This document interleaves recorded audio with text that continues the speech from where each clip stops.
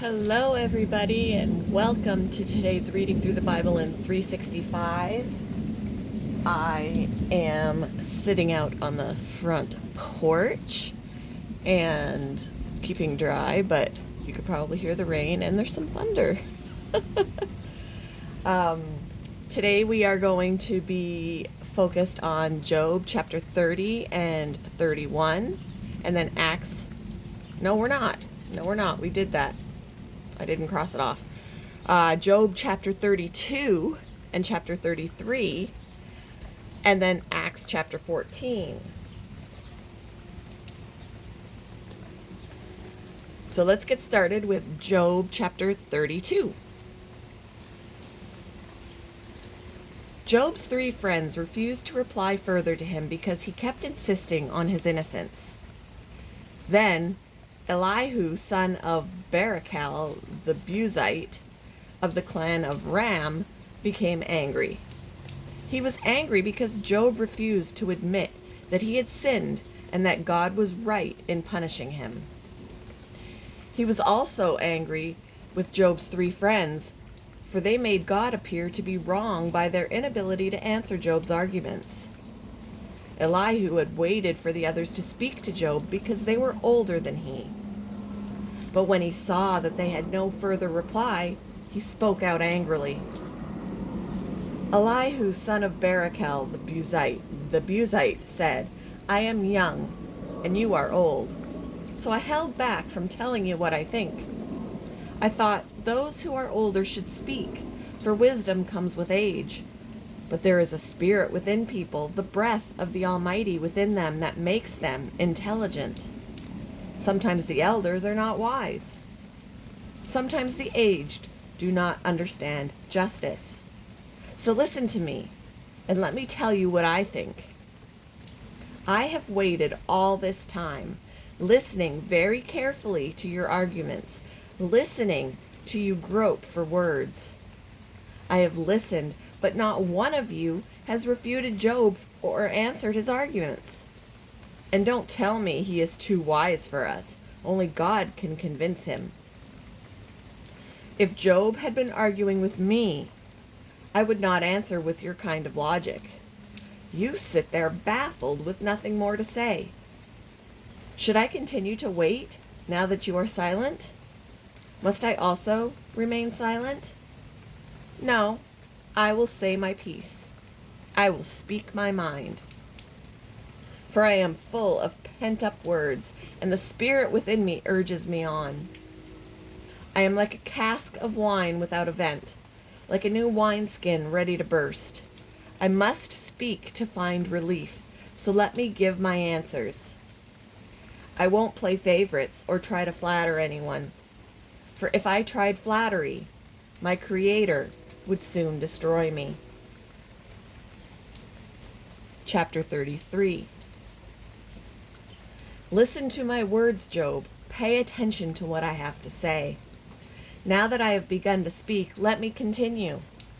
I speak with all sincerity. I speak the truth.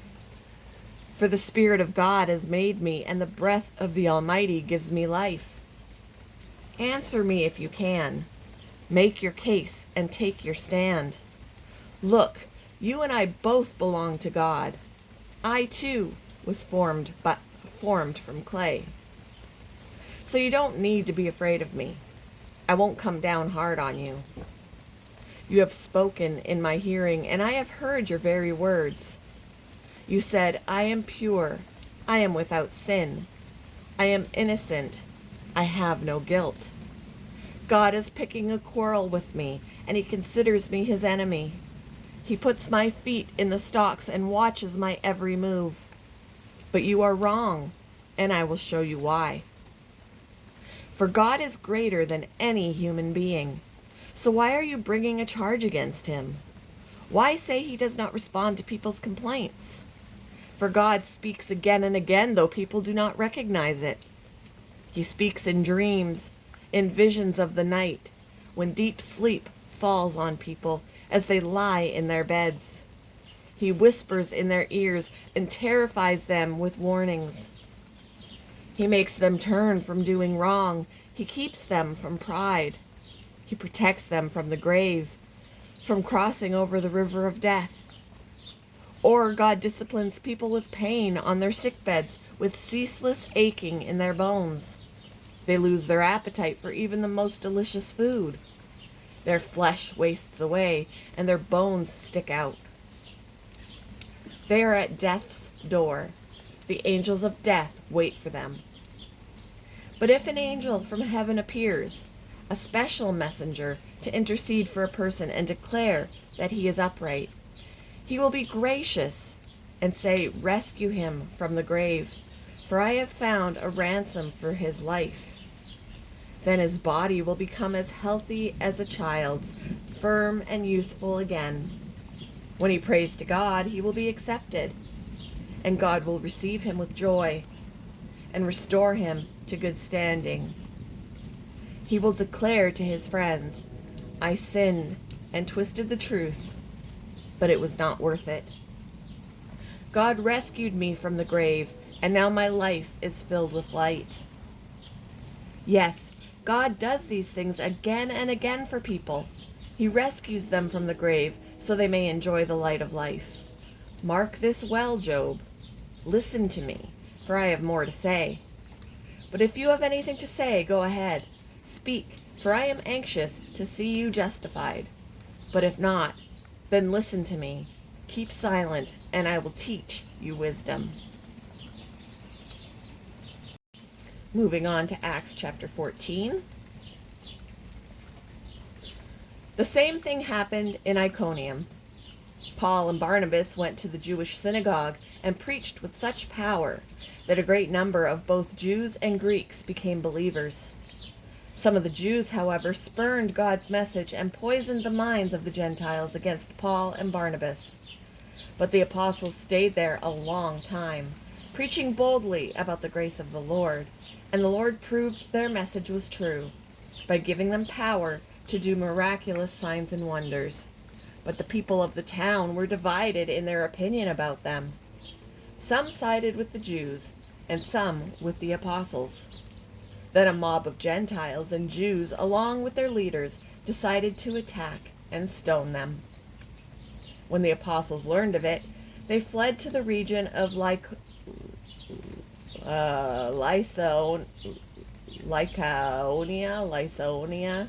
I don't know, to the towns of Lystra and Derbe and the surrounding area. And there they preached the good news. While they were at Lystra, Paul and Barnabas came upon a man with crippled feet. He had been that way from birth, so he had never walked. He was sitting and listening as Paul preached. Looking straight at him, Paul realized he had faith to be healed. So Paul called to him in a loud voice, "Stand up!"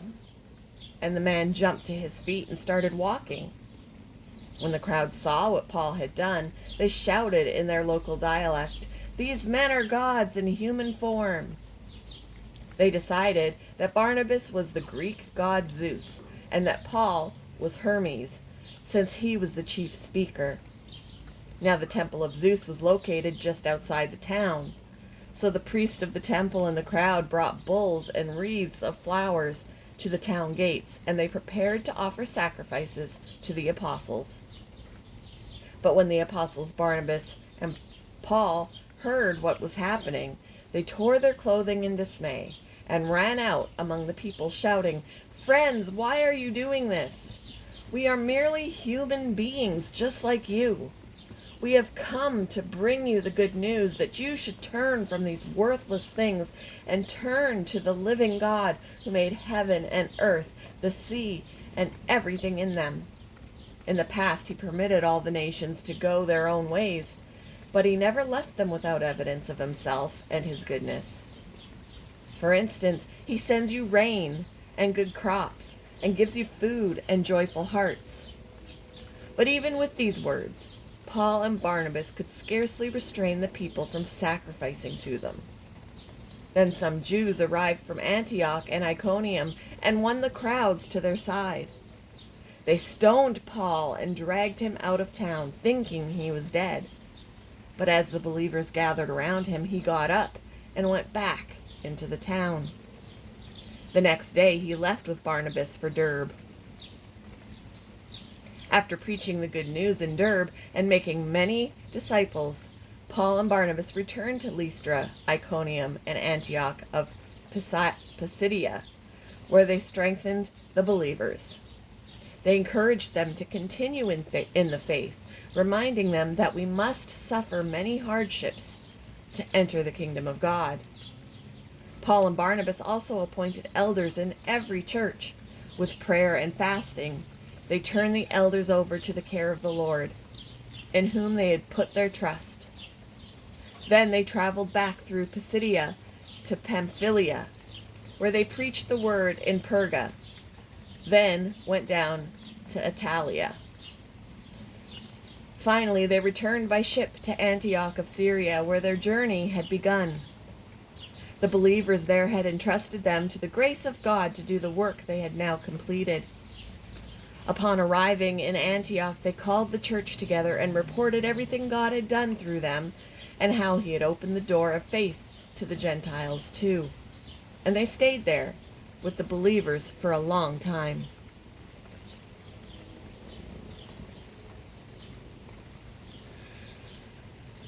Thank you for joining me for today's reading through the Bible in 365. I will not be doing it tomorrow or Sunday, as I will be out of town on vacation, but we will pick up where we left off on Monday. So I hope you all have a wonderful weekend, and I will see you Monday, guys.